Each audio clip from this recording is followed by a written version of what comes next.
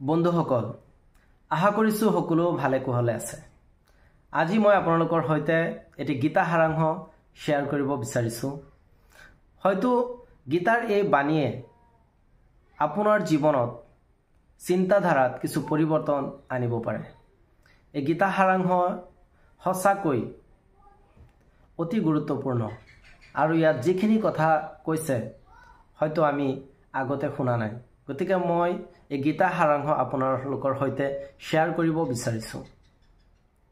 গীতা সাৰাংশ: যি হৈ গ'ল সেয়া ভালেই হৈ গ'ল, যি হৈ আছে সেয়া ভালেই হৈ আছে, যি হ'ব সেয়াও ভালেই হ'ব।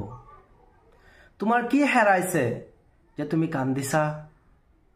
তুমি কি লৈ আহিছিলা যি তুমি হেৰাইছা? তুমি কি সৃষ্টি কৰিছা যি নষ্ট হৈ গৈছে?